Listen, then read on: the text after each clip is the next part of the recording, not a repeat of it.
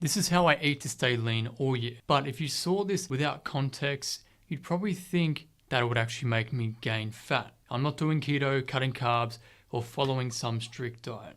But this is exactly where most guys get stuck because they're already training and eating clean and thinking that the belly fat should just be melting away. So I'll show you exactly what diet I use to stay around 11 to 12%, and I'll break down why it works so that you can see exactly why you're stuck and what actually needs to change. So I hesitate to share my diet because when I eat out with friends and family and that, they'll often say things like, how the hell do you eat all that and not get fat? But when I try to explain it, most people don't listen. So let me just show you. After waking up, I start the day with a cup or a cup and a half of water with a little pinch of salt. Then 1 to 2 hours later, my first meal is usually a simple smoothie. Rice and pea protein, coconut water, almond milk, frozen blueberries, a couple of gluten-free Wheat Bix, honey, creatine, and maybe 2 macadamias. After that, I'll have a decaf coffee. I just like to keep it simple because I don't want to cook in the morning.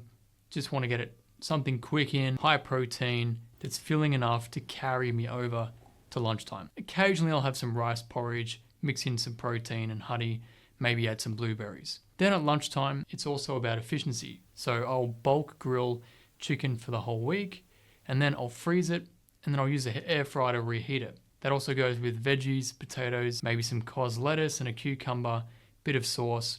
And then after that, probably have an apple, maybe some dark chocolate. Dinner is the same idea. Some kind of protein, whether it's steak, ground beef, chicken, tuna or lamb, with veggies and rice, bit of sauce, and then something small like a slice or some rice pudding. Sometimes I will swap the rice for oven-baked chips or potatoes instead. And also in the afternoon, I don't really have anything. I'd rather just wait to have a bigger dinner. And eating out is pretty rare these days, especially with having a young baby. If I go out, it's usually just for coffee at a cafe, and maybe once a week I'll have a small dessert with a coffee. So 3 meals, mostly whole foods, a little bit of dessert, very little snacking. And I'll show you the actual macros on this in a minute. But from the outside, this all looks pretty straightforward. And this is where the problem begins, because most guys may look at this and think, I eat pretty similar, I eat clean, I'm not eating junk, I'm not snacking all day, so why do I still have a belly? Now, obviously you can still be eating clean and training consistently, doing cardio, and never break below that 20% body fat. But what most guys completely miss is not just about eating clean. What actually matters is your energy balance. And the reason I stay lean is because I know exactly where that balance sits for me. No starvation, I'm rarely hungry, but also I don't take the piss with it. Meaning I don't let a cheat turn into a cheat weekend or a cheat week or a cheat month. Because the fact is, you can think you're doing everything perfectly and still not be in a calorie deficit. So if you've been thinking I'm doing all this and it should be working, but it's not, and you still look decent in clothes, but maybe a bit softer in the mirror, well, it's just that you're not seeing what is actually happening. And once you see this broken down properly, it explains exactly why you're stuck. I'll break down the numbers behind my diet and it might change how you actually see it. So take that smoothie. It looks pretty light, clean, healthy, whatever, easy to drink. But when you add it up, it's approximately 420 to 450 calories, 43 grams of protein, 47 grams of carbs, and about 8 grams of fat. Lunch is somewhere between 650 to 700 calories, which is 43 grams of protein, 81 grams of carbs, and about 15 grams of fat. Once I include an apple or some dark chocolate after lunch, that's where it's going to be about. It's around that 700 calories, maybe a bit more on some days. And then dinner is somewhere between 800 to 1,000 calories, depending on the meat selection on that particular night. And that also includes a small dessert afterwards. So the protein's about 40, 50 grams, carbs 100 grams, fats 20 to 40 grams. So across the day, the honest total is about 2,200 to 2,300 based on what I showed you. But then on the weekends, it's probably more like 2,400 to 2,500 because I'm eating a little bit more. Or I might go out for a coffee, have a small cake. So as you can see, this is not like a low calorie day.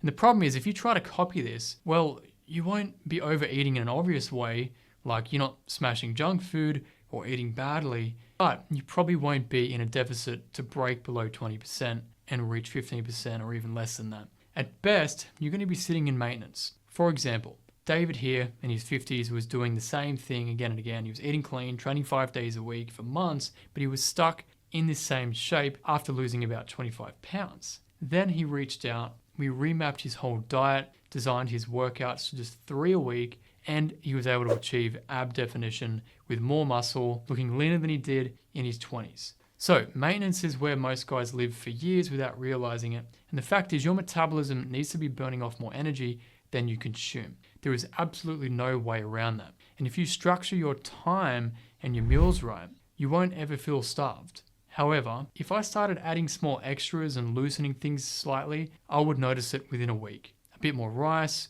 coffee with milk, an extra protein bar, a bite of the wife's muffin, more sauce, random snacks, eating leftovers, any of that would push me out of a maintenance range, which I would notice within 7 days, because the leaner you are, the faster you're going to see that in the mirror. And the real reason this works isn't about any special foods. It's not chicken versus beef or carbs versus fats. It comes down to repeatable meals, controlled portions, and a stable daily intake. So when guys tell me I barely eat anything, it doesn't usually stack up in my mind when you audit their data, especially the sneaky late night snacks after 8 p.m. or the weekend blowouts. But simply using MyFitnessPal or even AI in an honest way, you can quickly see where your intake is at. And when you understand it, the question becomes, well, how do you control all this without having to track forever? Because I don't really track anymore at all. I haven't for almost a decade. But I'll tell you the reason why that works for me and why it doesn't work for most guys yet. This may sound like a contradiction because I just showed you that calories matter, but I also said I don't really track anymore. So it's a bit like driving a car. At the start, you're thinking about everything: the speed, the mirrors, the clutch, the gears, the indicators, the head checks. But once you've done it enough times, it all just becomes automatic. You're not thinking about it. So the reason I don't need to track anymore is because I already know where my intake sits. I've eaten like this for years, and it's very little variation day to day. And if I need to double check something, it takes less than a minute. But most people aren't there yet. And the problem begins when they try to skip over this learning phase. Kind of like trying to drive a car before learning how to actually control the damn vehicle. That's because they either followed a diet that worked for somebody else, or they rely on healthy eating and assume that that is enough. So saying, I don't eat much, is a nebulous statement. It doesn't mean anything. That's why initially I tracked properly for at least a year, long enough to understand what my meals actually contain, what my portions look like, and where my maintenance range truly sits. And doing so took me all the way down to 6% body fat to compete in natural bodybuilding. Now I can eyeball things and be pretty accurate with what's on a plate. And once you have this skill, everything is just easier to control. You don't need to track forever.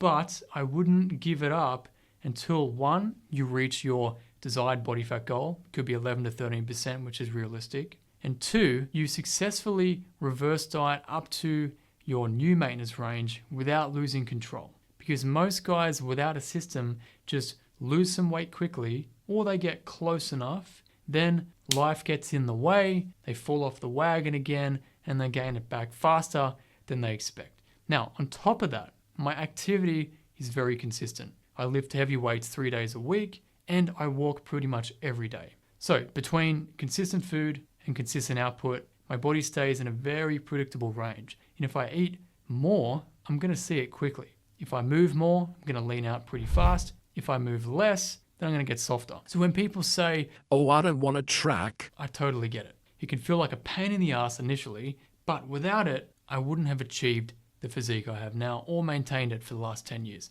But as I say, a bit of pain for the gains. Even doing it properly for just a short period can change everything, can change your whole mindset about nutrition. It won't get you 6-pack abs in 6 weeks, but it is a skill that'll help keep you lean for the rest of your life that you'll never lose. It's kind of like learning a language. But even if you master tracking, most diets still fall apart when this next thing happens. And this is not because most diets don't work on paper, but because they don't hold up when real life happens. Work gets busy and stressful, you've got family priorities, you're tired, you don't have time to be thinking about food all day, and things just quickly spiral off, which leads to skipping meals or snacks, feeling starved all day, and then by the time you finally eat, it feels more like a binge. Or you get stuck ordering Uber Eats or whatever, grabbing whatever's convenient, or just snacking without thinking about it. Usually, this is because your environment keeps pulling you off track and you don't yet have a routine to quickly course correct and keep you back on track. So this is why I keep my meals simple and repeatable. They're not perfect, but breakfast and lunch are almost always about the same. I don't want to think about them. I don't want to make more decisions or leave it up to random chance. It's already handled. So no matter how busy the day gets, those meals are locked in. And this removes a huge mental load because most diet mistakes don't happen when you're thinking clearly. They happen when you're busy, distracted, stressed, or you're just out of your routine. What worked best for me was removing the reliance on willpower. Same meals, same structure, minimal decisions, and that is what has been sustainable. But where most guys get it wrong is by chasing all this variety, like different meals every day, trying new recipes, changing things up constantly, which can sound very exciting, but it just creates more chance to mess it all up, more decisions, more room for error, and less control. This all makes it harder to track and manage. So in my experience, a diet that is boring most of the time actually works best. 90% clean, 10% shitty junk, whatever you want. This ratio helps so that you're consistent long enough to actually break through the lower levels of body fat without needing to constantly rely on motivation or join some new fad diet cult. You only need a system that works when your schedule doesn't. But when you implement that doesn't mean it's guaranteed to work from day one. Let me explain. So here is how you should actually use this. Not by copying my meals, but by taking this structure and principles and applying it into your own life. Obviously, this diet was built for me, wasn't built for you, and the exact diet I showed you is not what I used to get lean in the first place. This is just my maintenance diet as of April 2026. It's subject to change. So I don't want to fool anyone into thinking that you can just copy this and get the exact same result as I did. It just doesn't work like that. But here's how I would approach it. Start by locking in just 1 or 2 meals per day that don't change much. Something simple, easy to prepare, easy to repeat.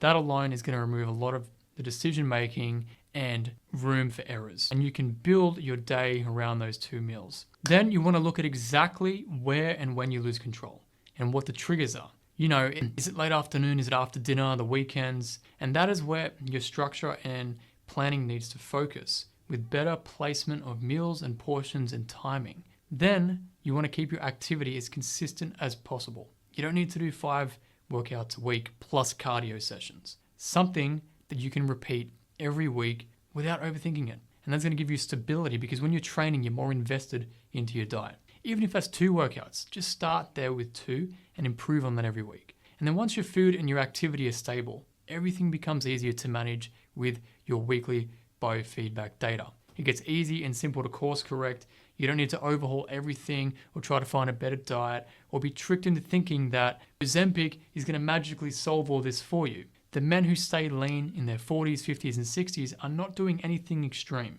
They're just consistent with their unique system for their goals and their lifestyle. And if you're already training, eating fairly well, and you're still stuck around that 20-25% body fat range, that is where the generic plans and the gym trainers and all that stop working. At that point, you need a structure built around your schedule, your habits, and your actual biofeedback data. And that is exactly what I do with my one-to-one clients. We break down your current setup, we fix what is not working, and then we build something that you can actually follow to get down to 15% body fat or below. If you're serious about fixing this properly, tap the link below this video for more details. Then go watch this video next to the brutally honest timeline to lose belly fat.